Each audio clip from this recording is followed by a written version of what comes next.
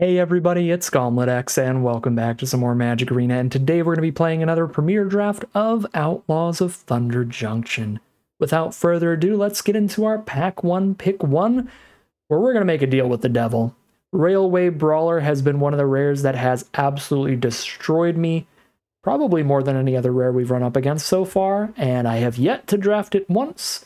Well, today is our day to hopefully ruin some people's days with massive board states really easily off this card. It is completely busted. It's even a mono-colored rare, so you don't have to be super committal right off the bat. You just gotta be in green and any other color. This card is completely broken and an excellent way to start your draft. Pick number 2, we've got green's very solid cheap removal with Throw from the Saddle, and we are 100% locked into that color off of a Railway Brawler. So I think this is a solid pickup. The alternatives are off-color removal spells that are pretty equally good, like Desert's Dew and Getaway Glamour. Might as well just take the on-color one here. Pick number 3, now we have a Jolene towards a green-red Beats deck. It's all about playing a bunch of creatures with power 4 or greater, but honestly, you don't need any synergy to go with Jolene for her to be pretty good. A 3-mana 4/2 that spits out a treasure every time you attack, and can sack those treasures for 1 damage to any target. So, like, great for a deck that has synergy for her, but excellent even without the synergies. I'm pretty happy to take Jolene here and potentially push to green-red as our archetype.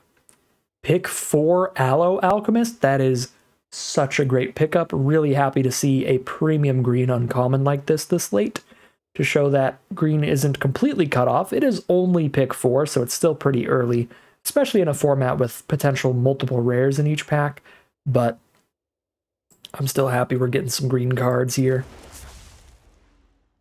Pick number 5, we continue to get some good green cards. Now there's a Cactarantula for a very, very solid top-end card in green. You do want to draft Deserts to go with it, obviously, but a 5-mana 6/5 that draws you a card whenever it's targeted is wild. Scorching Shot would be another great pickup if we do lock in on red, but once again, I'm 100% locked in on green and 100% going to play this Cactarantula, whereas if I take Scorching Shot, I'm probably only like a 70% to play red with Jolene and Scorching Shot, because weird things can happen in draft. We could open up an insane black or white rare in pack 2 or something and want to head that direction instead as our second color. So I'm just going to take Cactarantula. Pick number 6, ooh, Thoughtseize. Thoughtseize is not anywhere near as good in draft as it is in constructed, but it is cool to see it here. I think Gold Rush is weak enough to take an off-color card here, and honestly, I don't think Discerning Peddler or Reckless Lackey are all that great in green-red, so I'd rather just take Badlands Revival, which is a great green-black card. In green, you have plenty of really beefy creatures to reanimate with this, and it's always 2-for-1 Graveyard Recursion 2 if you play it late enough in the game. There's enough self-mill in the format that you can really make sure that it's always going to pop off for you. Pick 7. Well, this is kind of a hard pick. So Bristlepack Sentry can make the cut pretty much no matter what. Any green deck has plenty of power 4 or greater creatures. But if we're green-black, Mourner's Surprise is great Graveyard Recursion. If we're green-red, Scalestorm Summoner can spit out an army. And if we're splashing around, Bristling Backwoods is great fixing. It also helps get the Cactarantula to be cheaper. As highly as I like to take the Deserts, I do kind of agree with the auto-suggester here. I feel like Scalestorm Summoner is really good for green-red, because you have enough creatures with power 4 greater to consistently just get an army off of this thing. Pick 8. I don't really like any of these black spells. Gigapede's been pretty solid. And Dredger can be fine if we're like 3-color, but I don't think I want to take any of them. I guess there's really no other option. Like, it's Tornado. Am I really main decking Tornado? Probably not. We'll take Treasure Dredger. Maybe we get to be like green-black, splash red using those treasure tokens. Pick 9 looks like a bunch of hot garbage that I don't care about. And indeed it is. Pick 10, Desert's Dew, is actually really solid out of black.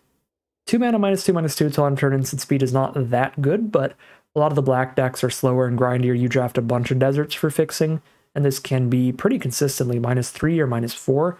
At -3/-3 for only 2 mana, the card is excellent, and anything above that is just gravy. Pick 11, we get a Lackey, because we are not a Bucolic Ranch kind of mount deck. Pick 12. I don't really like either of these, but Gold Rush does give us a treasure for splashing. And Wolverine will be fine if we are green-red. Alright. Still not confident we're green-red or green-black. I don't know which way we're going here, but still locked in and pretty happy with green. Now we have the 2 mana 2/2 mana ramp card. It only taps for green. It doesn't fix your mana unless you're counting mounts. That's the only problem with this, but still pretty great. I like the Stable Master here. Best green card. Even if we're splashing all 3 colors, it's going to be hard to get double black and double red. 2 sources of both of our secondary colors. Like our secondary and tertiary color there, that's just going to be too awkward. So Stable Master or one of the mana fixing lands like Blooming Marsh or a Desert here seem like the picks, but I'll go for the Stable Master. Pack 2, pick 2. Wily is very good with saddle cards, with mounts, and with vehicles, where you can tap the Wily to draw a card every single turn. I am 4 cards deep into red and 3 cards deep into black, though, so I don't think like we end up in green-white here. But there's nothing for a green-red deck, and the best card for green-black is Vault Plunderer. Vault Plunderer is pretty good for green-black, I think. It's great with like Badlands Revival. You just play it and trade it off. You don't care about its low toughness. Yeah. I don't know. Wily is so much better than Vault Plunderer, though, that maybe it is worth the speculation. Pretty dang unlikely that we are green-white, but take that tiny chance. Alright, pick 3. We see mediocre red cards, no green cards, and excellent black. Hollow Marauder is fantastic, but even Lively Dirge is pretty good. But I'll go for the Hollow Marauder here. Excellent finisher. Now another Vault Plunderer or the Bristling Backwoods to splash around between all 3 of the colors. I think I do need to get some deserts, ideally for this Cactarantula and this Deserts Dew. I grab the Backwoods. The Mourner Surprise also pretty solid as an option. Another Throw from the Saddle we get to play no matter what, but starting to get a really good green-black graveyard theme going, and Desperate Bloodseeker is like really nice in that kind of deck. I'm going to grab the Desperate Bloodseeker here. Get another Badlands Revival? Alright. Splash Jolene into a green-black deck is looking like the place to be. We definitely take that over Forsaken Miner. I don't know if we can afford to take it over Desert Stew. Probably. I think we have enough 2-mana creatures to trade off with that we don't need that much cheap removal. I'm going to take a Badlands Revival over the Desert Stew here, but Desert Stew is also really, really good. Pick 7. Definitely not playing Corrupted Conviction, the Ranch, or the Roundup, so we'll toy around with Smuggler Surprise. Some random Self-Mill. Also, a little miniature card draw spell. It's not great. It's not a super high pickup, but I think it's playable. I've been pretty unimpressed with the Raucous Entertainer, because you need to play your stuff off curve to get the counters off it. And Overzealous Muscle Super Filler, so I'd rather just grab Tumbleweed Rising, although Tumbleweed Rising is pretty bad in green-black. Yeah, no, I'm going to take a creature over a spell that makes a creature, just because we want the creature count to be super high, so we actually have permanents in graveyard when we cast Badlands Revival. We actually have creatures in grave to make the Hollow Marauder cheaper. It's an easy Jagged Barrens here. Easy Jagged Barrens. Pick 10. Yeah, Terminal Agony Splash. Already got 2 red deserts. I mean, this is not a great splash. 4 mana Sorcery Speed, destroy target creature is very mediocre, but if you don't have enough removal, it's fine. I think I like it better than Gold Pan, but probably just by a tiny bit. And it's less because it's any good, and more that I just don't really like Gold Pan. I do really like Mourner Surprise. Alright. Pack 3, pick 1. Let's open up a Great Rare. We didn't. Never mind. We do have Dance of the Tumbleweeds. I actually like this a lot in slower green decks. Especially with a little bit of desert synergies, which we do have. Again, it's a nombo with Badlands Revival and Hollow Marauder. It is, quote-unquote, a creature that doesn't technically count as a creature in Grave, but other options is like Unscrupulous Contractor, which is decent, or Rattleback Apothecary, which is decent. I think Dance of the Tumbleweeds is going to be better than either of these for this deck. Pack 3, pick 2, Beefy Creature, that's what I'm talking about. Let's get a Spinewoods Paladin in here. Great card to reanimate with Badlands Revival and just ramp into in general. Join the party, friend. Pack 3, pick 3, Abrupt Decay is probably fine. I guess only blowing up small things is a pretty big downside, but there's nothing... Like, what are we taking, the 3-mana 3/3? You could plot it as a 4-mana 5/5, but even that's not the most impressive. You can just plot 4-mana 5/4s that gain you 3 life and have trample. It's way better than the commando. Yeah, I'll just take Abrupt Decay. This is probably better than Terminal Agony at the least, especially when we have to splash in the Terminal Agony. We don't have to splash in the Abrupt Decay.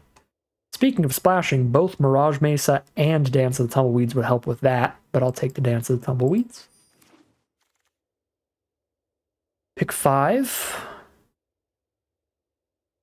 Mediocre Nonsense. I guess since we have a pile of 2-mana 2/2s that don't do much else, the Rooftop Assassin can get them to trade up, and then having a lifelinker on the board can make it hard for your opponent to kill you super quickly, thanks to the life gain. Been somewhat impressed by Rooftop Assassin. Ooh, I could take a third Dance of the Tumbleweeds, but kind of want to cut this Terminal Agony, and if I do, I'm on Abrupt Decay and Throw from the Saddle as my only removal. Yeah, no, I think we have to take a clear shot here. Another way to just shoot a creature, literally, with a big rifle. This is Magic the Gathering? Pick 7. Punishment. Destroy each artifact, creature, and enchantment with mana value X. That's probably okay. That is a ton of mana. Ooh, Patient Naturalist is probably better. Love the self-mill synergies and picking a land up. Yeah, I think this is just more consistent. Punishment could be a massive blowout in the right position, but I feel like most of the time, Punishment is going to be just a lot of mana to blow up one thing. I'll take the Shoot the Sheriff here. Super bad in the wrong matchup, but it's really solid at killing just gigantic green creatures. So for against any green decks, it's pretty great. But yeah, against like Grixis colors, we're going to be having a bad time. Pick 9. I guess we do get to take the Unscrupulous Contractor. Anyway, 3-mana 3/2. Probably most of the time, honestly, because we're going to want to trade off into things. But yeah, sometimes we get to sack something and draw 2. I could take Lush Oasis just because it's a desert, but I don't need the blue source at all. I don't think we're slow enough for Map the Frontier. Maybe we are. We're probably not fast enough for Skullduggery. Sure. Here's the Commando. I'll put that at the 4-mana 5/5 slot. Gigapede, perfectly fine here. I think Gigapede's pretty good with double Badlands Revival.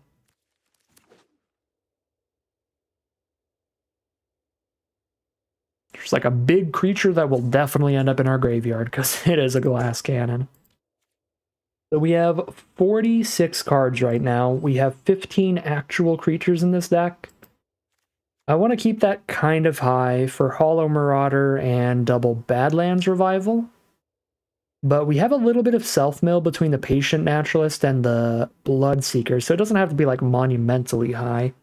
We don't have to have a massive creature count in Grave, we just have to have some creatures in Grave to do our things. And honestly, Hollow Marauder at like 6 mana is still really good. So even if there's just like one creature in Grave, the card's perfectly fine. So I think I could cut like a creature here, but I really don't want to cut too many. For the most mediocre non-creatures, again, I don't know if we're that slow that we need Map the Frontier on top of 2 Dance of the Tumbleweeds. So I think I'd rather cut Map the Frontier first since this is more flexible. It's a great top deck late. Whereas Map the Frontier is a terrible top deck late. Terminal Agony is our weakest removal spell. I kind of want to drop that.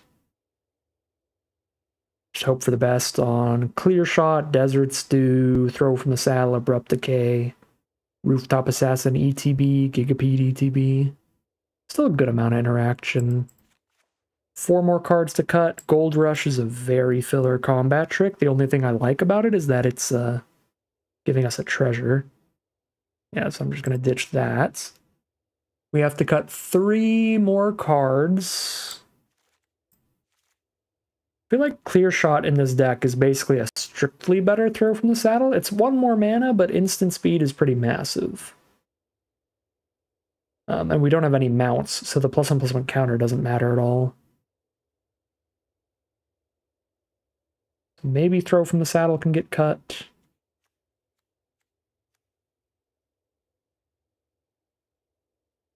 I'm kind of looking at the creatures here. Again, I don't want to cut too many, but if I was cutting based off of pure power level, I think I already would have cut more creatures over non-creatures right now.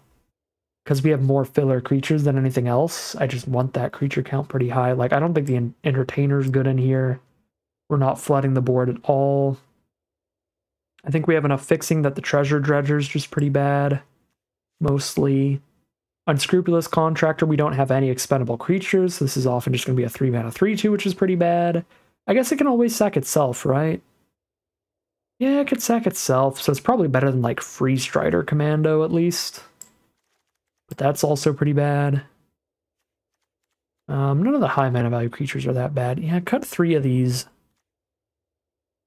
This copy of cards, and since I am lowering the number of 2/3 mana creatures, that does make Throw from the Saddle a little less consistent. I will drop Throw from the Saddle, and the non-mana cards will keep the Treasure Dredger, I guess. Yeah, a little awkward here, but I think the deck does look real powerful. Pretty consistent mana-wise now. With the Double Dance, even if we did cut some other stuff, we've got the Treasure Dredger still there, the Jolene. I guess Jolene we'd already have hit the splash color, so her treasures don't matter. I mean, maybe we just don't even splash Jolene, honestly.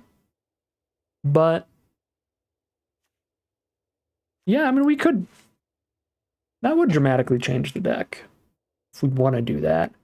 I already want deserts in the deck for Cactarantula, and I want to be able to get them more consistently, so tutoring them out with the dance is nice for the Cactarantula. But there's definitely an alternate build of this deck that just doesn't splash red and plays more mediocre creatures. I guess it's like cut Jolene, put in 2 creatures. That's it. 2 mediocre creatures is all I could put back in. Yeah, there's really no other like really good spells I'd be putting in. I'd be like cutting the Fixing and Jolene to play 1 more creature than we had before, because we'd cut 1 creature to put 2 in, and then also just like play another Throw from the Saddle. Yeah, I don't think the non-splash version really looks any better. We will keep it like this, and we'll call it a deck here. Although one last change, we do have Double Dance and Tumbleweeds and 2 red sources, even if I cut the mountain. These can always tutor out the desert, and they're always going to put into play tapped anyway, so we don't have really any need for an untapped red source. So I will cut that mountain to make our main color more consistent. We're on 14 green, 12 black. So green is the main color. We add another source of that, and we're on 9 green sources, 8 black sources, 2 red sources, and 2 ways to grab whatever color we need. That looks excellent, and now we will call it a deck here. Alright, here's a look at the final deck list for today. We're on a Golgari Graveyard Value deck. We have some big Graveyard Recursion with a couple copies of Badlands Revival to preferably bring back 1 really big creature to the board, like a Cactarantula, a Spinewoods Paladin, or our bomb rare Railway Brawler, while also picking up another permanent.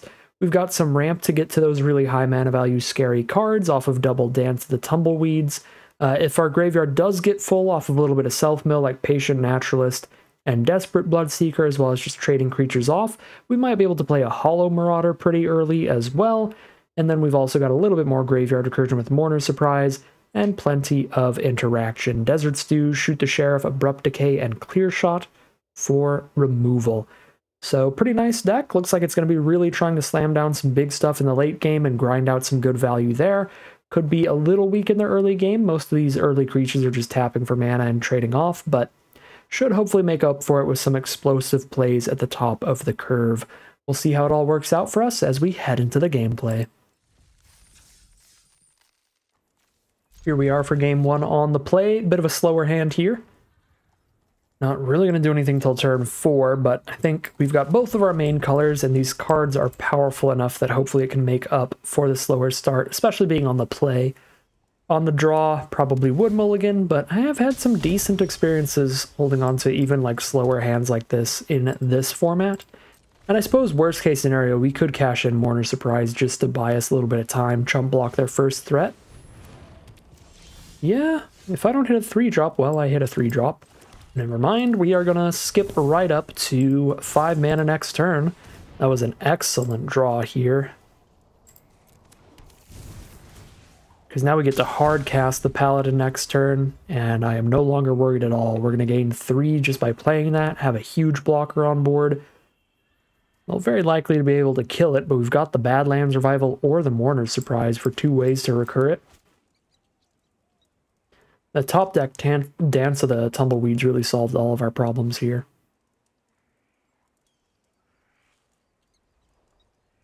Ooh, do you get to play Whack-A-Mole?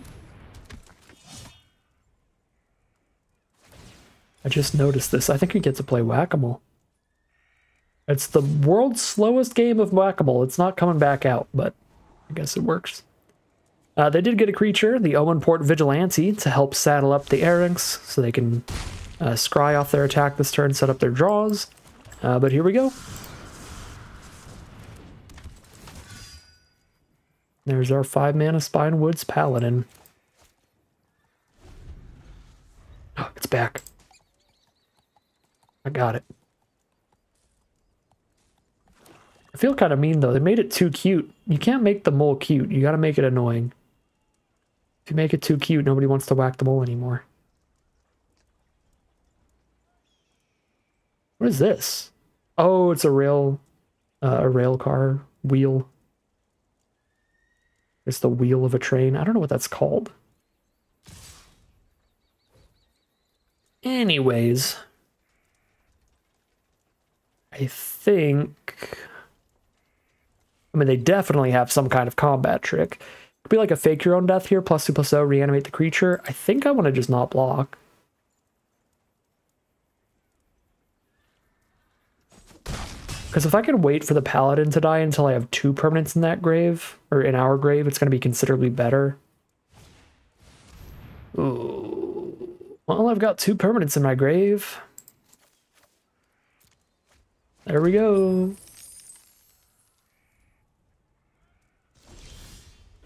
Treasure Dredger's the draw.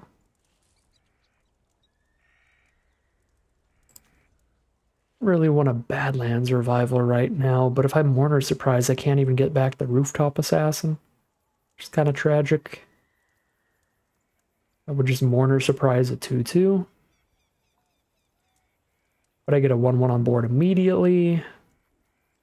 Play a Treasure Dredger for the turn. I mean, a 1/1's already annoying to block the Erynx.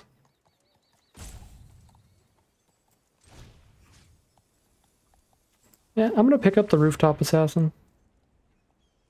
And just play Treasure Dredger this turn.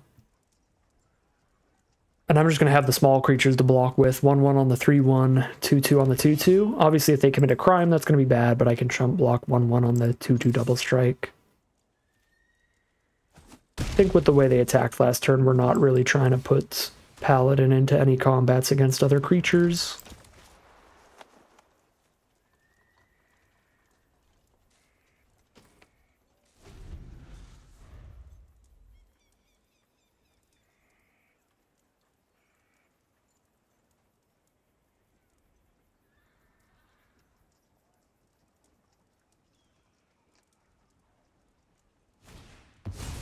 Eartha Joe doubles up all of their activated abilities that targets creatures or players.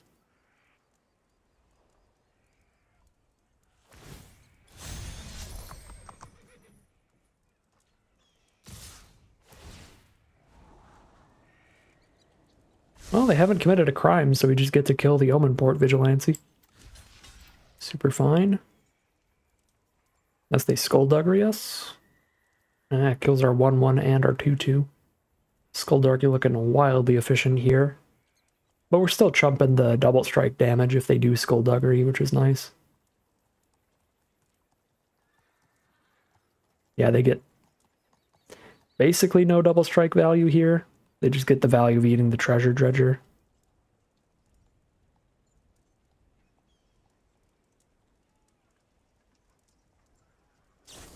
Yep.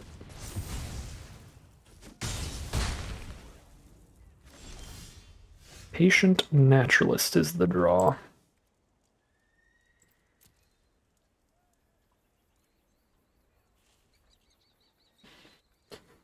$14-10. I swing in and they're at 9, we're at 10. Feels a little too easy to just die if I swing in, but they seem to be on a very combat trick heavy deck where blocks are unlikely to go well.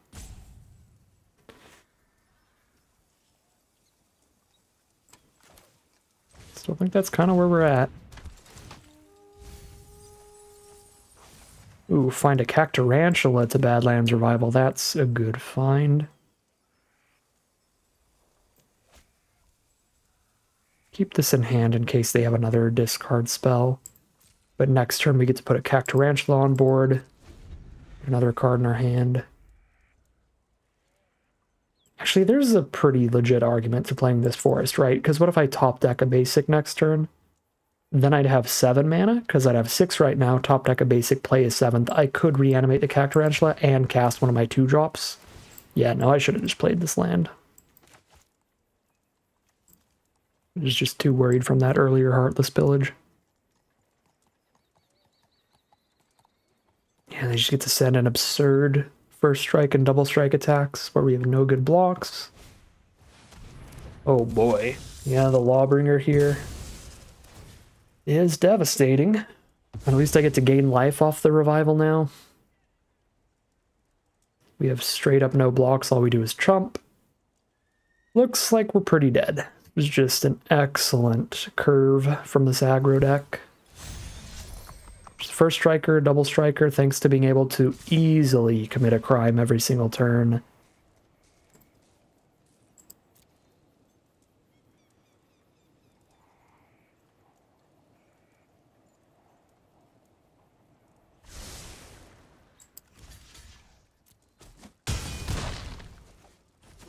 And now we die no matter what we do.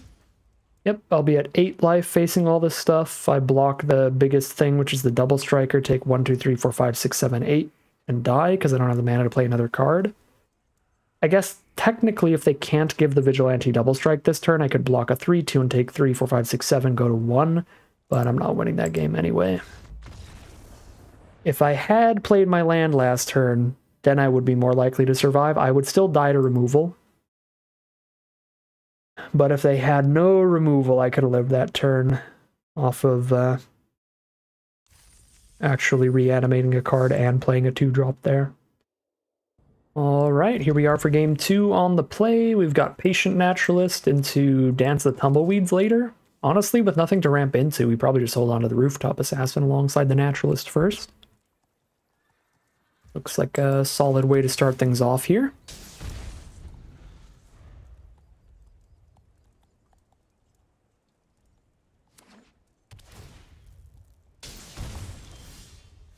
Ooh, alright.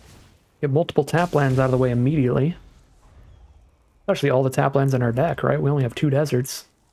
It's the mirror match, Jund versus Jund, and they have an incredible first play, Beast Bond Outcaster. 3 mana, 3/3, and they draw a card for having a creature with power 4 or greater. What's even more absurd is you can plot it to set it up so that you plot it on turn 3, and on turn 4, you play your giant beaver or whatever, your 4 power creature, and then cast it for free, draw that card. Alright, they still don't have the power 4 creatures, so they're just going to have that chillin' in exile waiting for now. We have 5 mana, because I somehow didn't hit a land on Naturalist. Which means I can make a small XX, or the 5 mana version of this. 4 mana is the card draw plus the trick, but it's not even a trick right now. I don't think I'm just holding up a Rooftop Assassin. It's that or I'm Mourner Surprising back a Paladin to play next turn, but next turn I can just full-on Dance of Tumbleweeds. Get a 6/6 and a land. Feels like a better use of my mana. And then once I have 7 lands on board, I can Mourner Surprise and play a 5-drop in the same turn. And that should be pretty good.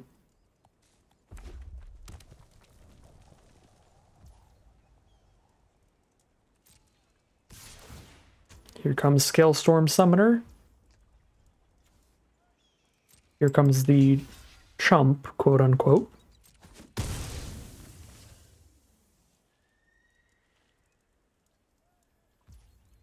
End step, let's kill the summoner.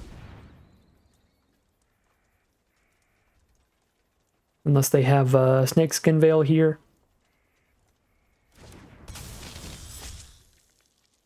Snakeskin Veil would be really good for them. They set it up as a 4/4, so by itself it can keep making the things. Explosive Derailment, that is not Snakeskin Veil, it will still die. Alright, let's dance with our tumbleweeds over here. I already got all the deserts, so just get another green source, I guess. Doesn't really matter.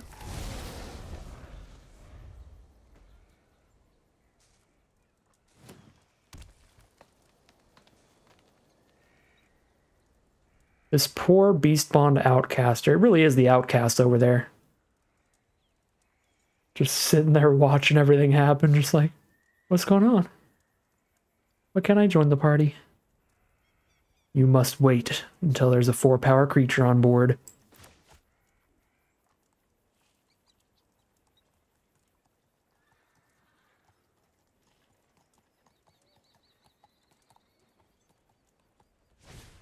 There's the Outcaster. They are just going to play it as a 3/3. Alright, not a great position for our opponent.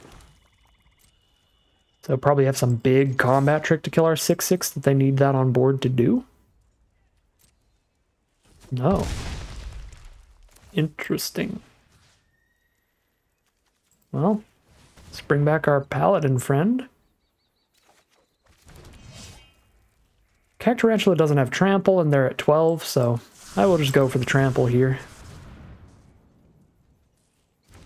I think if they had like instant speed removal, they probably would have just killed the 6/6 rather than taking all that.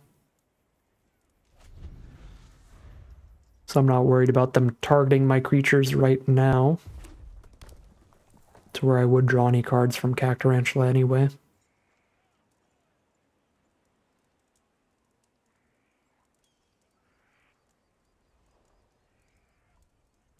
They've got 6 mana up now. They could have their own pretty big spells. Get their own 7/7? No. Well, no idea what was happening with our opponent's deck there. They just got to cast like 3 spells and that was it.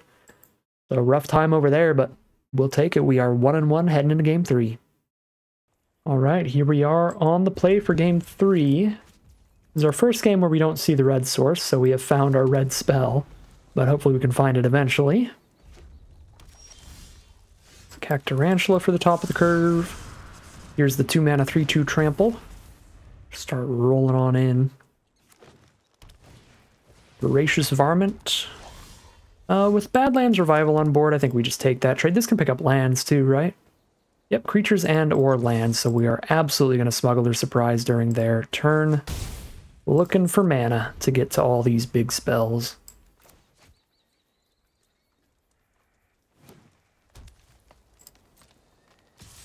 Take 2 from the Varmint. Another green-red deck here. Their turn 3 play is a 1/1 Death Touch to trade into the Alchemist or a Hard Bristle Bandit.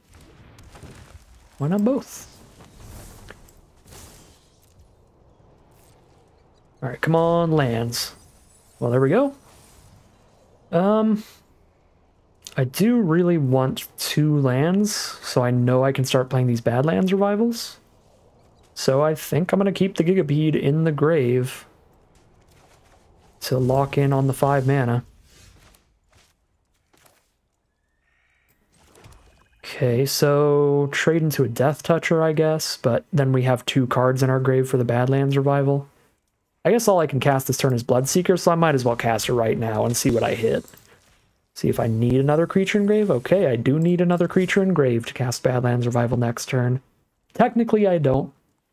I could reanimate just one creature and then like put a land in my hand or something, but it's so much more impactful to reanimate a creature and put a second into your hand. We are a deck that is very happy to trade everywhere and have everything end up in grave. And here comes the Badlands Revival, so this one to the battlefield and this one to hand. Got plenty of graveyard nonsense going on. I don't think I need to pick up our self-mill card again. Excellent Badlands Revival there. The 3-for-1, reanimating Gigapede, killing their creature, picking up another one to play later. 1 mana off from a real good Dance of the Tumbleweeds. Okay, they're over it. They are just drawing poop again? What did we learn? I guess green-red just draws poorly against us. I don't know how useful that is to know. We are 2-1 heading into game 4. Alright, here we are for game 4 with beautiful mana. We've got some self-mill to go into that Hollow Marauder as well. We've got the Desert to play Cactarantula for only 5. Loving this hand.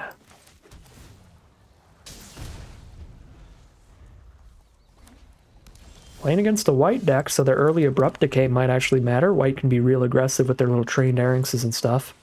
Yeah, green-white mount nonsense. I'm going to kill that immediately, because I will not have the mana up for Abrupt Decay next turn, because I'm casting the Naturalist to fill the grave for the Hollow Marauder. There is a creature in grave. Perfect. There's Rambling Possum now from our opponents. No removal for that. I can't cast anything this turn. Gotta wait till turn 5. I guess I'll play the Revealed Land.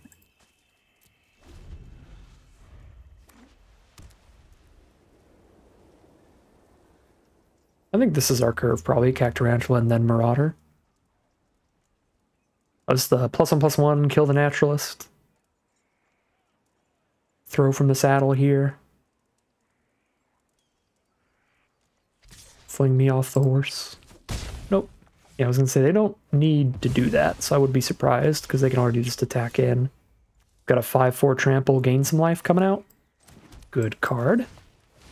Well, let's get Cactarantula down, and the 2/3 is not going to do any blocking anyway, so get that 2 damage out of it.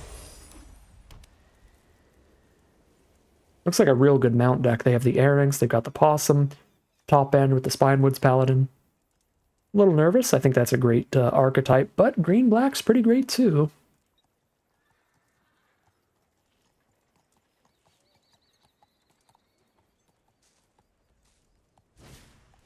Sterling Supplier, make that Possum a 4/4. If they saddle it up, they can attack in, threatening to trade into the Cactarantula, but then they have no blockers up, and we can try to race a little bit here. I think well, no, they will have blockers up. I'm a doofus. The Spinewoods Paladin is plotted, so it gets cast here. Well, we can Hollow Marauder them, or we can Ambush Gigapede them. I would kind of rather Hollow Marauder here than try to get like big Gigapede tricks, because I think reanimating Hollow Marauder is super busted, so if I can get this to trigger and then just trade this off into anything, including a removal spell or a combat trick, that's going to put us so far ahead.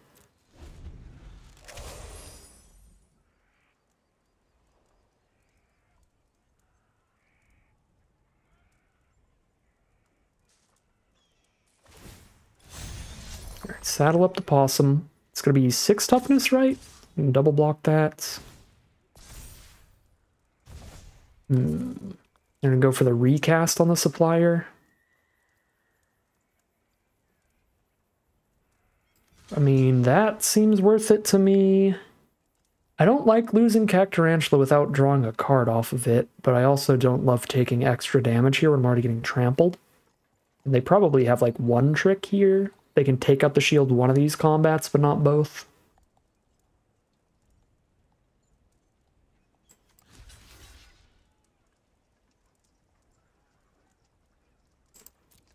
I think we do this.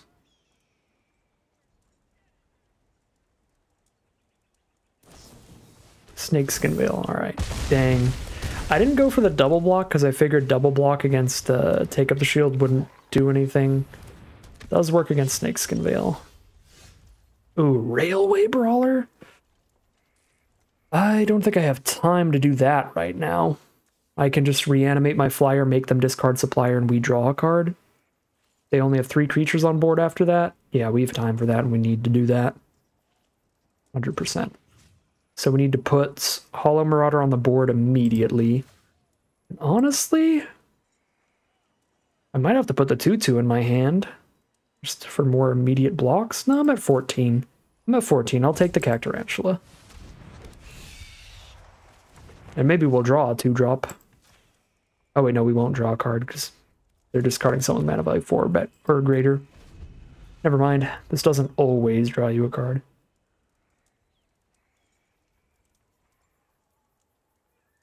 Alright, they're playing 100% off the top. If they top decked removal, we are in pain.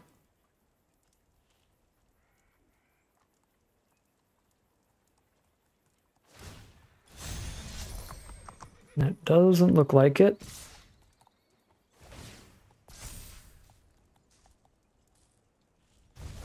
Pick up the Varmint. They don't have to pick up the Varmint.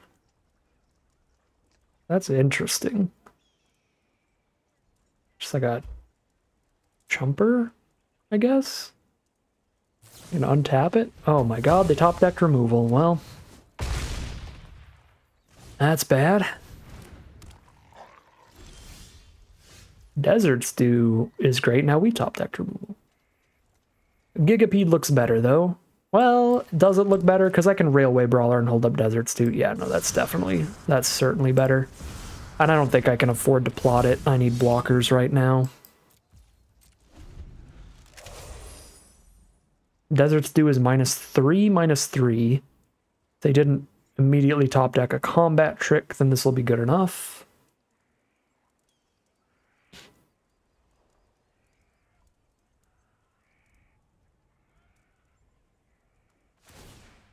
Alright, here's the saddle.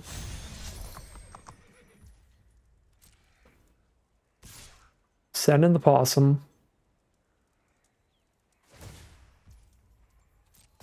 6, 7. Show me the Snakeskin Veil pre-blocks. That I know if I can block with Railway Brawler or not. Okay, they didn't top deck Snakeskin Veil.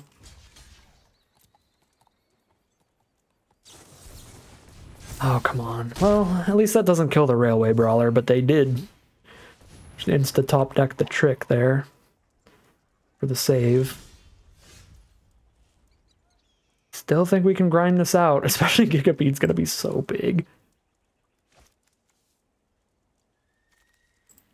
Yeah, no, Gigapede's gonna be hilariously big. I think I just hold on to the Mourner's Surprise, honestly.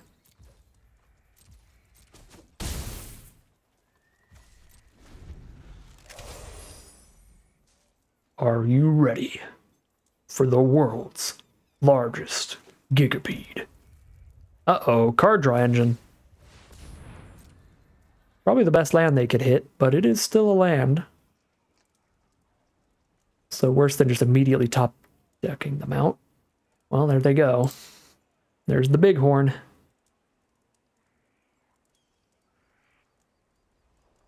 This is going to be so fun. We get to just Gigapede, trade into the possum, kill a 2/2, and then Mourner Surprise Gigapede next turn. No attacks? Alright, here we go. Boom. Biggest Gigapede. 12-8? Oh my. Yeah, I guess the Gigapede would not have died on blocks. I lied. What is this going to be? Is it going to be a 12... 12, no, bigger than that. 12, 11. Oh my god. Railway Brawler is pretty stoopy. They could double block trade into the Gigapede. Or take 12. So this is what my opponents felt the whole time. Alright, Railway Brawler. I see what you're cooking with.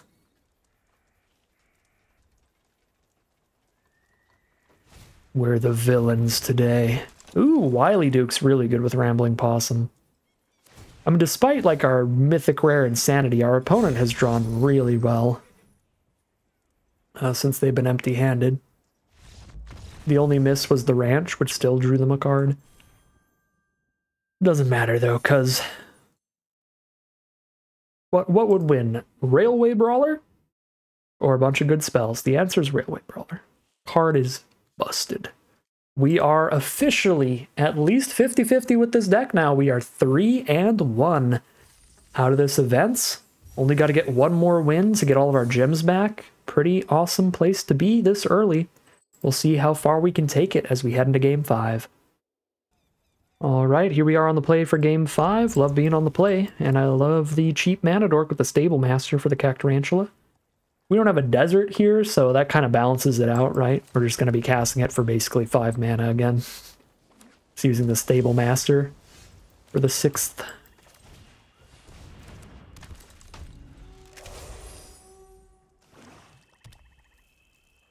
You know what? I think we do have one good synergy for the Contractor, and that is our thing that makes a 1/1. Our thing that makes a 1/1 mercenary and picks up a creature from grave. I was trying to think, I'm like, what do we even do with this Contractor? And I'm like, well, I guess we hope to draw that and then go crazy with it. I'm just going to Desert Stew the small card, because Clear Shot could kill something bigger once we have like a Cactarantula down. And I definitely want to kill their mana dork, their treasure provider. Sterling Hound. 3/2, and they surveil 2.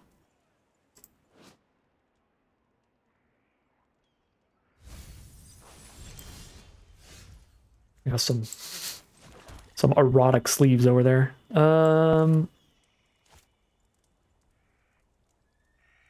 No desert, so no Cactarantula. I can play a Contractor. Do I want the cards? Probably better to draw 2 than it is to just trade a 3/2 into their 3/2. I don't think I want to cash in the Clear Shot right now, so I either draw the cards or I plot this for when I might have a more expendable creature, but right now that doesn't look like it's going to happen anytime soon, so let's just draw the cards. Boop boop. Alright, not bad draws at all. Dance of the Tumbleweeds is actually very sweet when we are later in the game, which we are. Our opponent's stuck on 3 mana. They're going to plot the Buzzard. That's interesting. We probably have like a guaranteed way to get a creature to die coming up then. Because otherwise they could just hard cast it and have a 2/1 flyer out right now. They had the 3 mana up. Yeah, they're just trying to set it up. Get some creatures dying. Satoru the Infiltrator. Oh, I see. So they're setting up Satoru for card draw. That makes a lot of sense, and that is very good. I have 7 mana, so I can plot the Spinewoods Paladin and cast a Clear Shot here to get rid of Satoru, which I think is worth it while they're stuck on mana. Try to get rid of all their card draw. And this is incredible if they try to multi-block. Okay, they're just going to chomp. Fair enough. All right. Do I hold up Clear Shot or do I just cast this thing? Against 1 blue mana, I just cast this, right? Well, if I'm just casting something, I'll cast the bigger spell. Boom.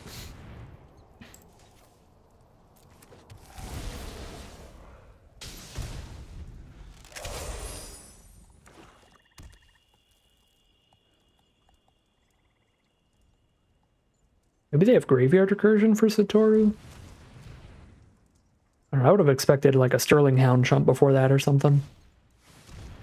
They could also just be out of other creatures to plot, because Satoru doesn't do anything if you're just casting spells normally.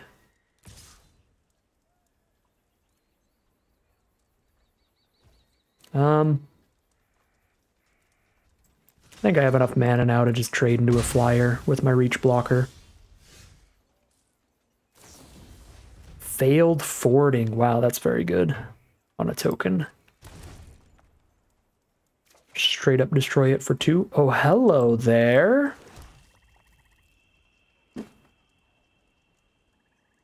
I think I'm supposed to plot this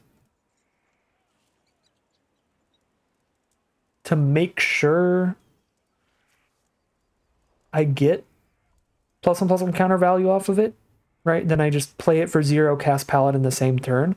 Although against blue, there's an argument for just casting it right now while they're tapped out. There is a counter spell in this format. It is rare, but I don't know. Like, if we're playing against black and they're going to have instant speed removal here, I don't think it matters either way, right? They have enough mana for almost any instant speed removal spell in the set.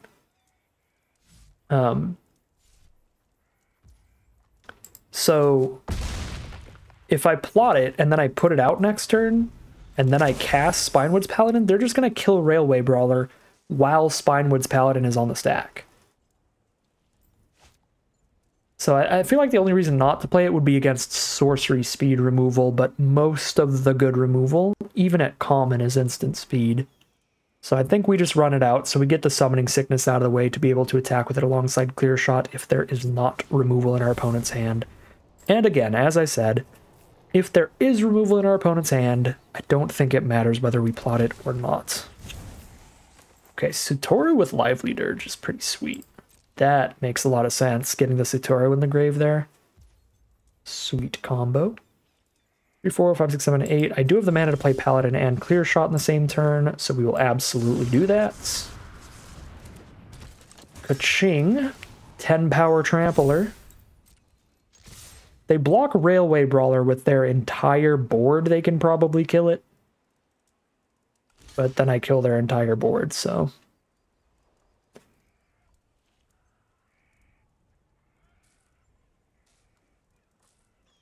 If they do this, we're going to have the world's sickest Clear Shot. We kill Sterling Hound, Geyser Drake, and Satoru without losing a creature.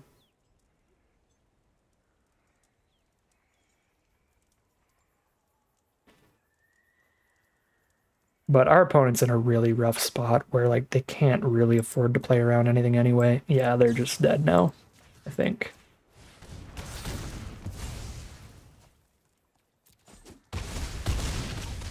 Insane work from the Clear Shot. Could have put them to 1 life if I chose to shoot the 3 toughness blocker instead of the Satoru, but 1 is not 0. So I'd rather clear out more of their board.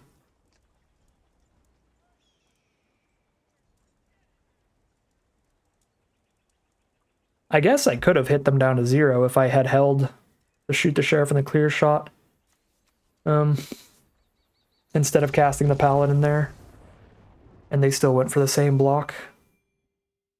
Doesn't really matter in the end because Railway Brawler is mega busted, and we are now 4-1, getting all of our gems back out of this event no matter what. Alright, here we are for game number 6 on the play again. We love to see it. This is a great hand. We're ramping a bit with the Stable Master and the Smuggler's Surprise as well. That's going to make sure we're hitting all the land drops we need. And it'll fill our grave a bit for the Badlands revival, potentially.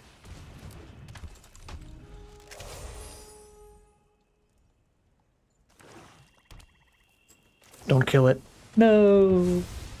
No longer ramping. But I am filling that graveyard. Let's go Naturalist first. Over the Smuggler's Surprise, since I really only need to hit 1 land, and the Naturalist does that too. While impacting the board.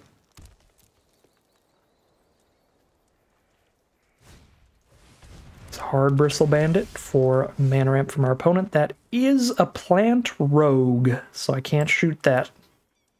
That is not the Sheriff. Well, we can poke for 2, because that certainly can't block well, at least.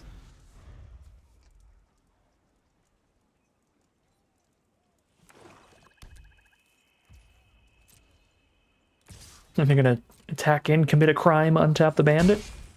Be pretty cute. Nope, just play a rambling possum. That's the sheriff right there. That possum. It's the sheriff of town. Get out of here.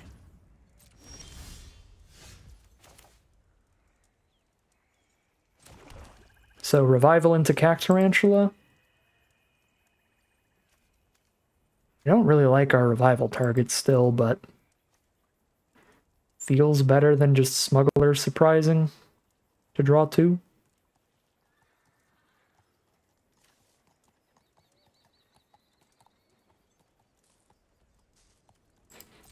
I don't know, maybe not.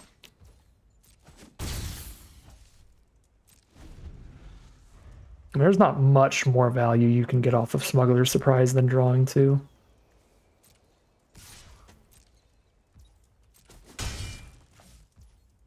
End step, let's mill.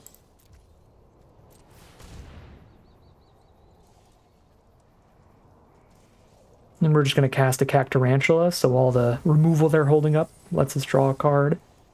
Alchemist and Forest, those are the options. So those are what we take. Oh, Railway Brawler. I'm gonna just play a Cactarantula. Railway Brawler is going to be busted even if we don't get the counters on the Cactarantula here, and our opponent not playing anything for several turns in a row here is just a hand loaded with removal. And it could be exile removal that would make it so we can't recast this, because the common removal out of black in this format exiles target creature. So I'm playing around that really by just not worrying about playing the Railway Brawler. And the Cactarantula is our best card to play against any removal spell because we draw a card when they kill it. So unfortunately they did have destroy removal, so it wouldn't have mattered. We just revival the Railway Brawler anyway. But I think it was safe to play around it. Yeah, there's the Bandits Hall. Do you think they're going to be a real crime-heavy deck? Plenty of ways to kill our cards.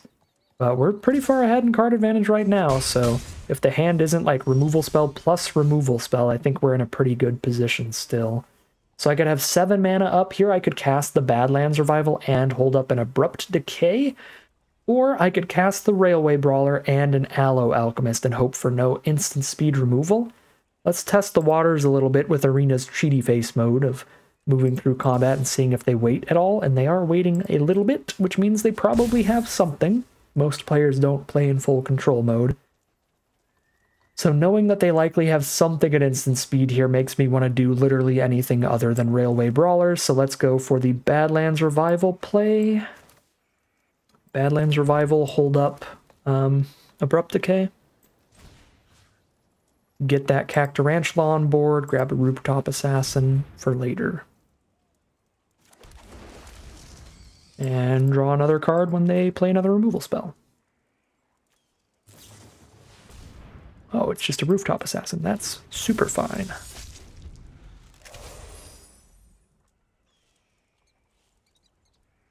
Actually does really little here. I might Abrupt Decay their Bandits Hall. Get rid of their potential card draw engine. Just try to stay ahead. Ooh, Rutstein is a very, very, very good card, but I don't know what's in their grave. Oh, it's just a possum. Never mind. Rutstein's okay here. They have 1 card in hand and a possum.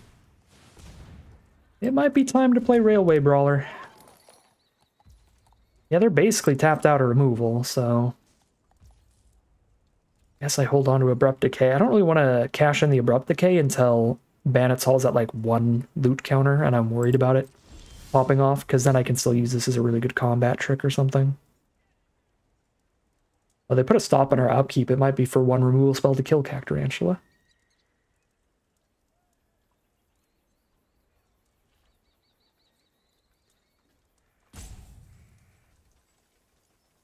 Last card in hand might actually be removal.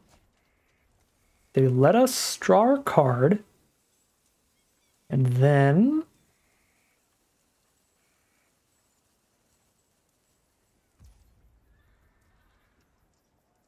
This is really suspicious. I don't really want to do anything until I'm done with combat here. Then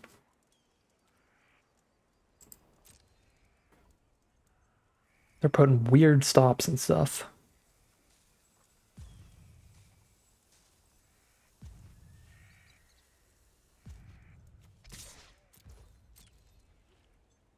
Probably just trump with a mercenary, right?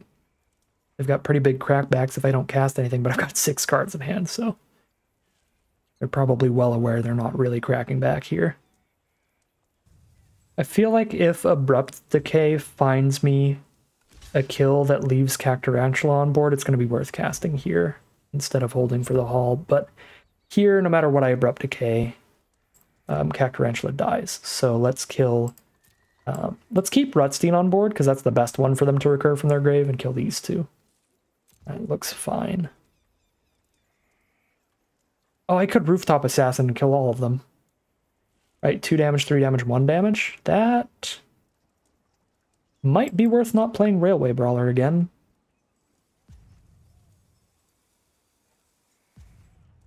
Honestly.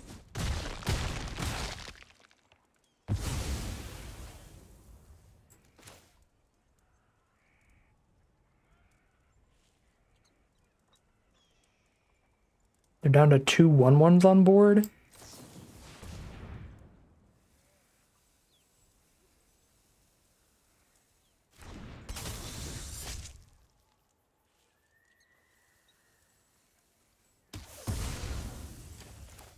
Okay. I think I'm just going to plot Alchemist so I can play it alongside Railway Brawler next turn. Even though I'm not getting the +3/+2 trample value out of that anymore. Yeah, buff the mercenary. That's a crime right there. Criminal activities from the Yellow Alchemist.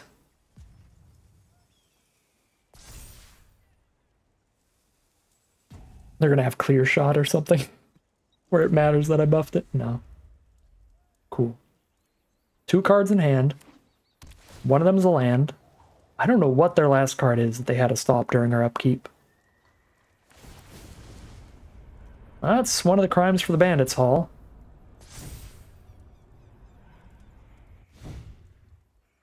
It won't get the second counter until they commit a crime during our next turn, and I can respond to the ability that's trying to put a counter on it by Abrupt Decaying the Bandits Hall, so I can still counter the card draw. Was this a clear shot? Kind of looks like a clear shot. Or the sorcery speed version, the mount thing.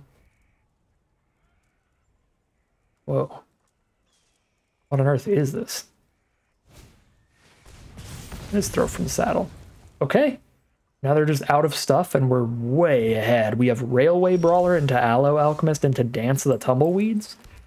Yeah, I don't think there's any chance of losing from this position now.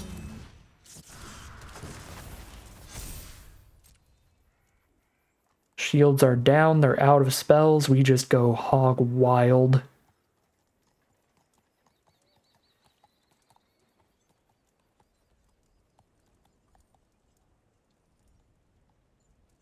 I got a lot of slightly Western sayings that this set is getting me to realize. I just call things hog wild sometimes because there's hog wild pit barbecue. Just a barbecue shop around town. I think it's a chain. I don't know. Probably. All right. Opponent has left. They skipped through their whole turn, and we are just gonna do our thing. Slam in until they probably die to the rope. All right, they did time out, and we get a victory once again off of the back of the Railway Brawler. We continue to be the villains. With our ill-gotten gains, we're all the way in the money today off of ruining people's days. Here we are on the play now for game number 7. Currently 5-1, a really excellent record so far. We need to hit a single forest here, but if we hit that, we have our literal strongest card in the deck in the opener with the Railway Brawler. So all I'm hoping is that the Bloodseeker doesn't mill forests exactly. Well, it did mill a green source. But otherwise, I do think it's pretty much always valuable for us to mill ourselves because of the graveyard recursion in our deck. Ooh, didn't hit a land off Naturalist. That's awkward. At least we get the treasure token here. And that could lead into Railway Brawler Gigapede. Yeah, treasure token for the Gigapede means we get to have an instant speed creature to go alongside the Railway Brawler to guarantee we have just a 5,000 power creature on board. What was it? It was like a 12-8? Yeah, guarantee we get a 12-8 off of the Railway Brawler because we respond to their removal spell with our creature rather than the other way around. Normally it would be like we cast our creature at sorcery speed, they respond by using instant speed removal on Railway Brawler so that I don't get the ability to go. But since our creature has instant speed, we can wait until they try to blow up the Railway Brawler, then Gigapede in response. I mean, we could even maybe Smuggler Surprise to keep Railway Brawler on board. That would also be absurd. How much mana is it to do that? Maybe it's better to do that. Then they have to have double removal spell to kill the Brawler, and I can play Treasure Dredger still, right? Yeah, it's only 1 mana, so a green and 1 to do that trick. So I can spend a green and 4, I can draw cards off of Smuggler Surprise, and give Railway Brawler Hexproof Indestructible. As well as the Treasure Dredger, not that that part matters. But yeah, we get the Railway Brawler down, we get the counters, and we have like Snakeskin Veil with Upside held up here to counter their first removal spell. They need 2 cheap removal spells to kill the Brawler, one of which has to be instant speed. They play like the sorcery speed removal, I Smuggler Surprise, they respond with instant speed removal. Otherwise, Brawler is sticking around. Brailer. Brailer Rawler? I don't even know how I got that. I don't know what you would mix up.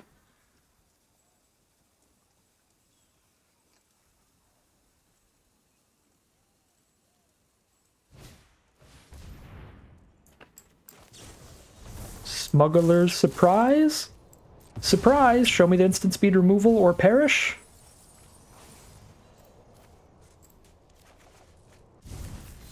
Our opponent is currently perishing. And now, even if they do have instant speed removal to play during our turn, we Gigapede.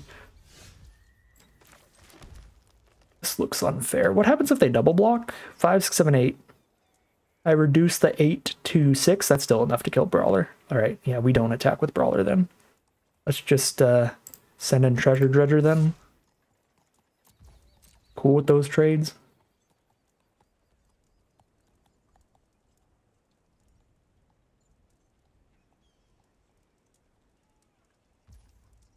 No blocks?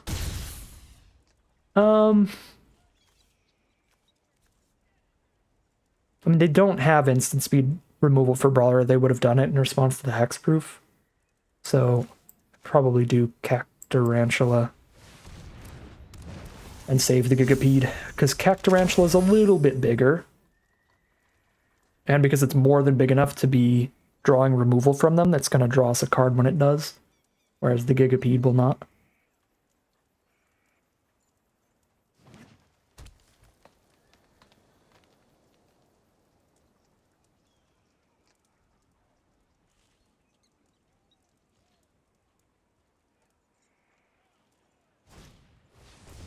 Aloe Alchemist post-combat? Oh, they didn't have another removal spell in hand?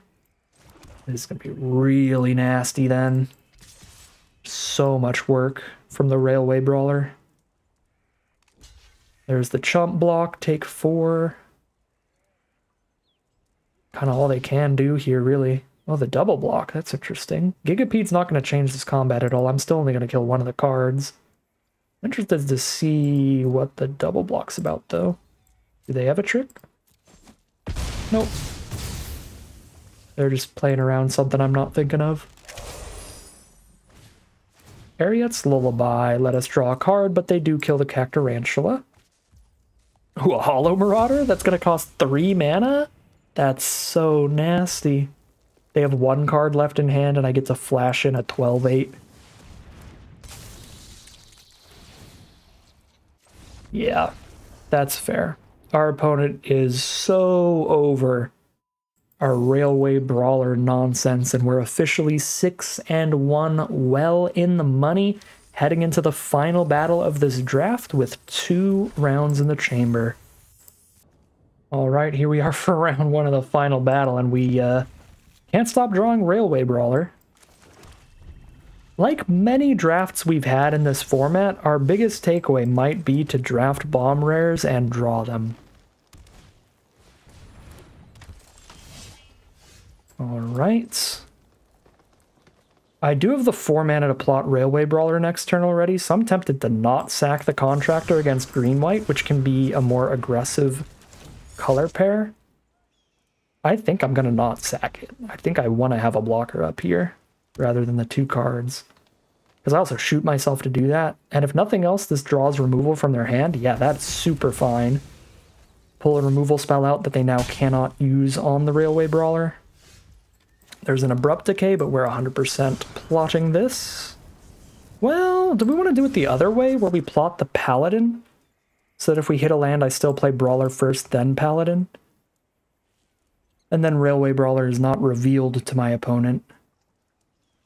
Especially because green-white has exile removal, but it's all sorcery speed exile removal.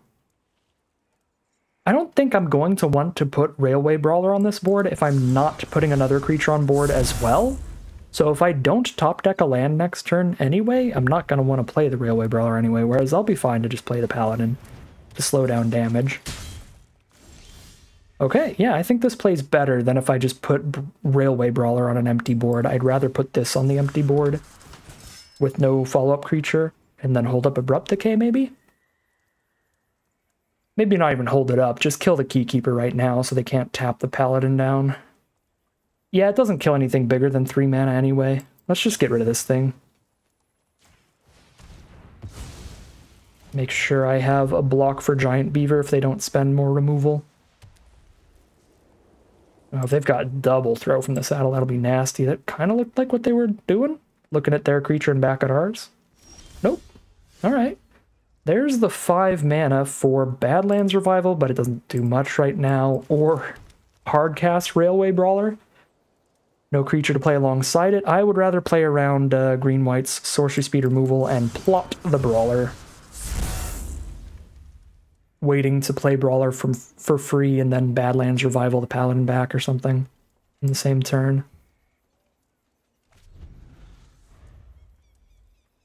If they have any instant speed removal, they know to hold it up, though. But I think if they had removal last turn, they would have cleared the Paladin out of here and just jammed on in. Yeah, that doesn't look like removal to me. Did miss the mana for the Hollow Marauder. That's pretty awkward. I just get a Unscrupulous Contractor to the board off of a Badlands Revival. I guess I could attack in with Paladin and then Badlands Revival, but it's just a chump attack into Felidar, or they just don't block, and that's even worse. Yeah, that is super awkward for us. Again, I don't need 2 permanents for Badlands Revival, but getting a single 6/4 off of it I really don't think is worth it.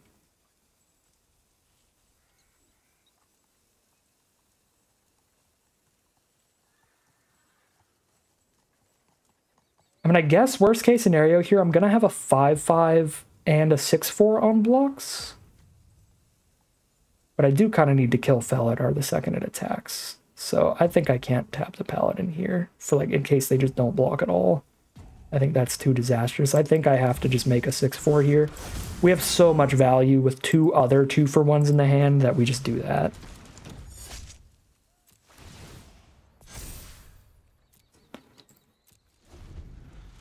I don't need 3 2-for-1s. I still have Hollow Marauder and Badlands Revival.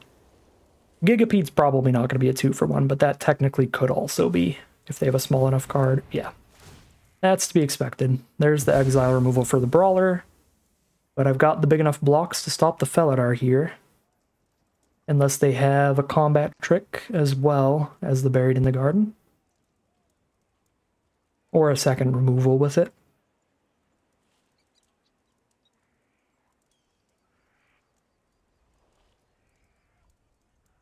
Exile removal hurts, though.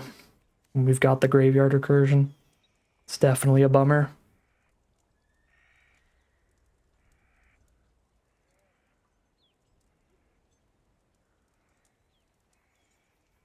We can expect it, but that doesn't make it hurt any less.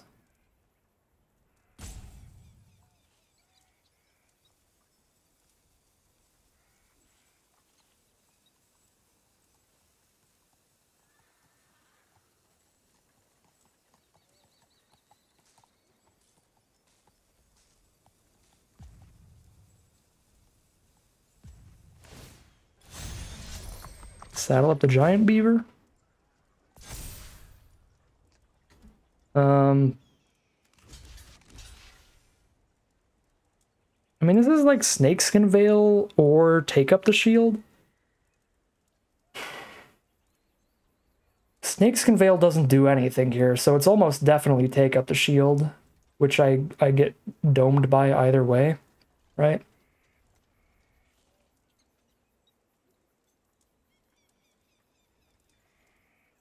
I mean, I guess either card it is. If it's either, they only kill one of our creatures anyway.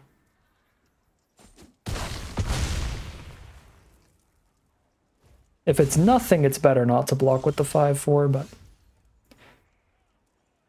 really was not expecting it to be nothing.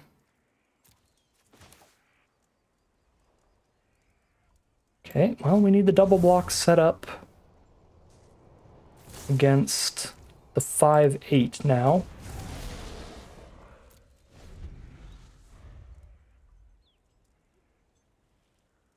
Yeah, I guess I should have considered that, like, if it was Take Up the Shield, they would have only sent in with Bounding Felidar. Right, they would just saddle that up, right? I don't know, that was a weird attack, but they got me. They certainly got me with that one. They got the trade there. Although again, with Graveyard Recursion stuck in my hand right now and Hollow Marauder getting cheaper for creatures in grave, I think 1-for-1 trade of a 5/4 down into the 4/4 isn't like bad for me.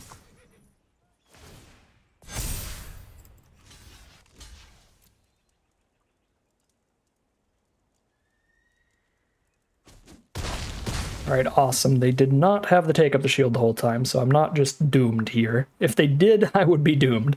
And if they take up the shield on that block and they're going to get a counter on the board again next turn, this game is so over. But they didn't have it. Massive Burrow Fiend, which is terrifying. Let's get rid of their last card in hand and get another Chumper set up. Maybe draw a card here. I mean, not even a Chumper. This can trade into Frontier Seeker at least. Or help double block the Burrow Fiend.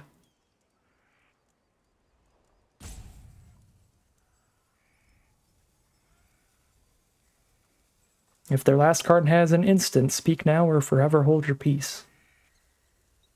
Oh, don't be Clear Shot. Oh, it's Snakeskin Veil, okay. That's not bad. But it's not good, because now our 5/5 isn't big enough for the Paladin, but not as bad as it would have been if it was like Clear Shot.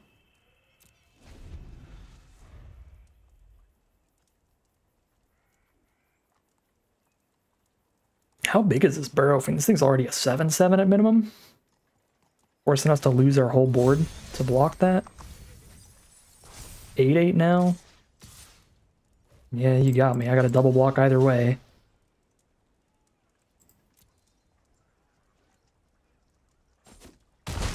If they drew dead, Ambush Gigapede's going to be beautiful here.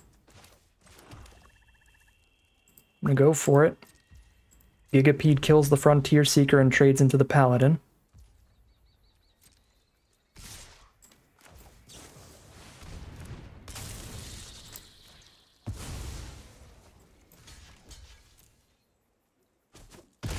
Massive work from the Gigapede. We take those.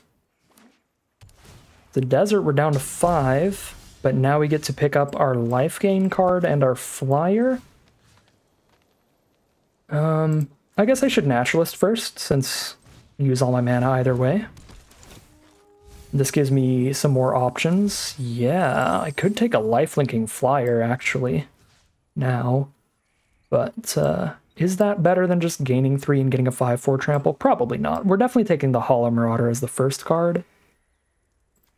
The one that we want on the board immediately. I'm going to take the Spinewoods Paladin. I could see an argument for a life-linking flyer, but Paladin looks very good too. Alright. Here's where we stabilize and come ahead. They're playing off the top, but we have 3 threats that can kill them in just a few swings from here. It's 11 power on board. 2 more attacks will get there.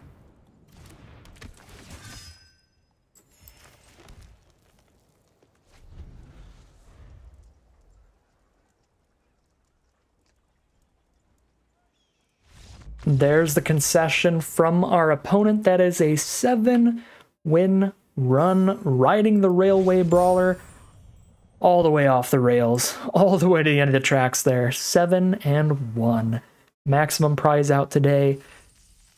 Super sweet stuff from this deck. We'll take another peek at it, but again, I don't think there were any massive things to learn here other than you want to draw Railway Brawler and you want to cast Railway Brawler.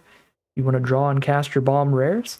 Some of the uncommons in this set are really premium as well, honestly. I think the Hollow Marauder was a huge player as well, functioning as like a second bomb rare, sort of, a bomb uncommon, especially when we could reanimate it with Badlands Revival.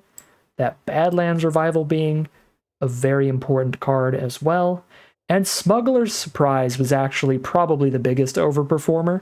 This is really nice in Golgari. I think I had played it once before in like green-red or something.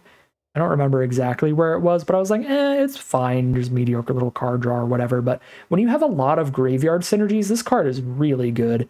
3 mana instant speed, draw 2, and fill the graveyard a little. This was super nice with Badlands Revival. It was super nice with Hollow Marauder, and the flexibility of being able to give hexproof and indestructible was also super relevant and game-ending when we had a Railway Brawler on board to protect with it. So we actually do have an overperformer. Smuggler's Surprise was awesome in this deck. But I think pretty much everything else, I already liked it, and it played well. I don't think there's anything that I really liked going into this event that I think played super bad or anything. It was just super solid work all around from the team, but in particular, the bomb rares and the bomb uncommons. Mainly Railway Brawler. I think we won at least 4 games off of that card, maybe even 5. It was dumb.